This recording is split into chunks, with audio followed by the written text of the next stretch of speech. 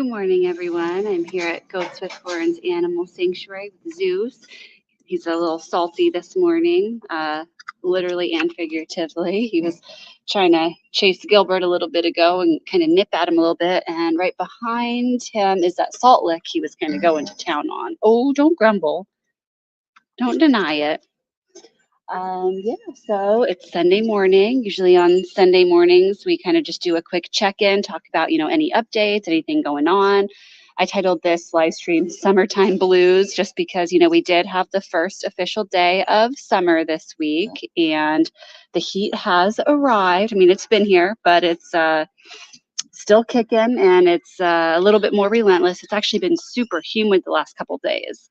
So we are in Arizona, which is in our area as part of the Sonoran Desert. So we actually have monsoons that come through in the summertime.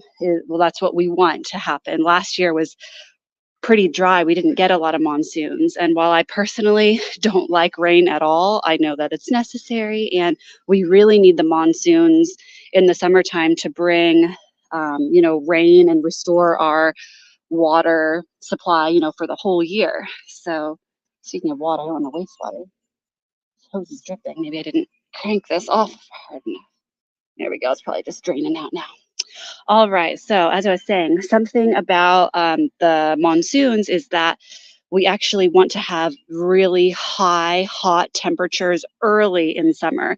And I'm not a meteorologist, I'm not a weather expert, but I do know that the really high extreme temperatures early on is what is going to bring us those monsoon rains a little later in the season. So last year, for example, our June was beautiful. It wasn't that hot. Everyone here is like, oh, cool. We have this great, wonderful, moderate, mild June. And then July hit and we had all those record-breaking temps. But the issue with not having very high temperatures in June was that it didn't do what it needed to do with the weather systems in order to bring the monsoons around. Hello, Merman. Hey, bud. One of our new guys. If you've been tuning in recently, you'll know these are our latest additions. Merman and his twin brother, Frankie, somewhere around here. They're never too far for long. They're loving some attention always. You got something stuck in your fur, though. Can I get that?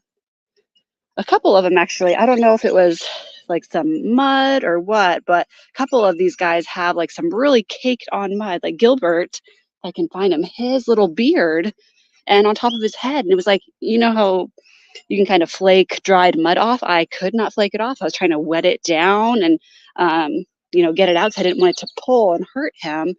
But yeah, it's, I don't know what was going on with that mud. And I don't know where Gilbert is right now. Oh, just kidding. Yes, I do. He's finishing up every little hay crumb.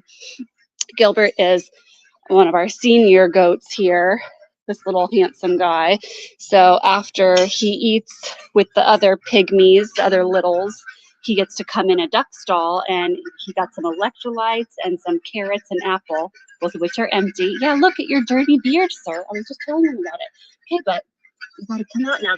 Elvis the duck needs his food. I can't feed Elvis while there is a goat in here because the goats will just eat his food up.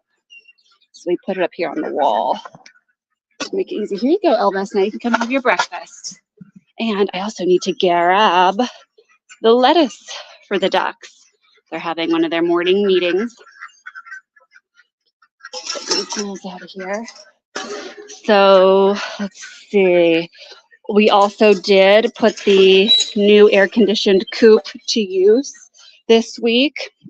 We recently had an air-conditioned coop purchased, and that is because the summer is so hard on the birds, and we are kind of waiting until it gets even more hot and extreme, and at which point they're going to be kind of locked up in there, for several weeks to a month, possibly more, just depending. And it might sound a little harsh, like, oh my gosh, how could you lock up your chickens for that long?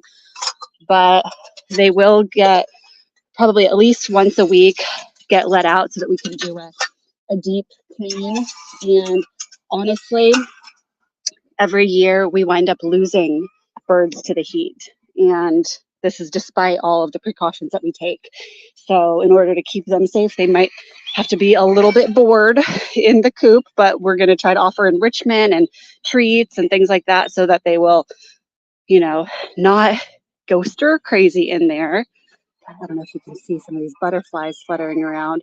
Butterfly season is coming to an end here. We do still have a lot of caterpillars on the bushes, but unfortunately, the wasps have discovered them. I don't want to get too close, but buzzing around right there is a wasp, and unfortunately, he is looking for caterpillars, and once he finds them, he will eat them. So it always kind of goes like this, you know, the wasp, for whatever reason, they don't notice the birds, they don't notice the caterpillars, you know, for the first month or whatever, and then all of a sudden they discover them, and then they kind of move in and decimate the leftover caterpillars. So to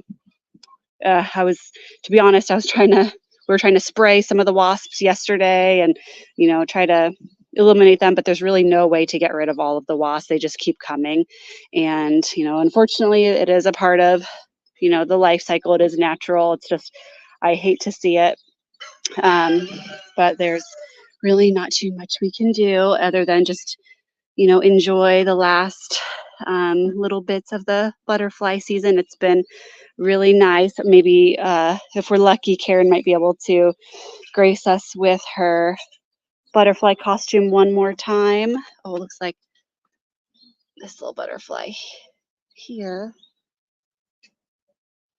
might be a little kind of freshly hatched from the chrysalis, maybe drying its wings a little bit here.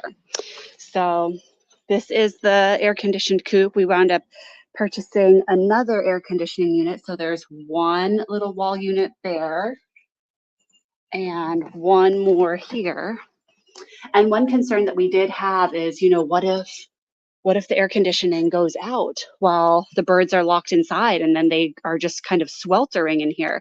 But fortunately, Michelle did get a thermostat that hooks up to her phone, so she'll get alerts if, you know, the temperature climbs too high, and as well with having two air conditioning units instead of just one, that'll kind of give a little extra backup and safety assurances. So that's all exciting news. We have the boys over here, the naughty boys. Giuseppe antagonizing Stan, or vice versa. Goes both ways. And we also have Miss Plum.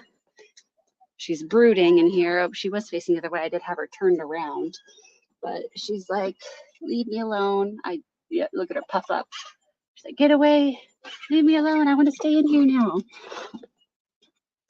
So she's just brooding in there. She doesn't have a nest, but she might be getting ready to lay an egg, or, you know, it's just something that sometimes chickens will go through. So there's not really much else to go over, not many more updates to talk about. It's that time of day where everybody's had breakfast and they start kind of getting ready to take some naps and chill just to conserve their energy. And I might have to go do that myself here later in the day. So I just wanted to thank you guys for tuning in. And if there's any questions or comments or any ideas you might have for future live streams, please leave us a comment below and check out our social media. And have a great week, guys.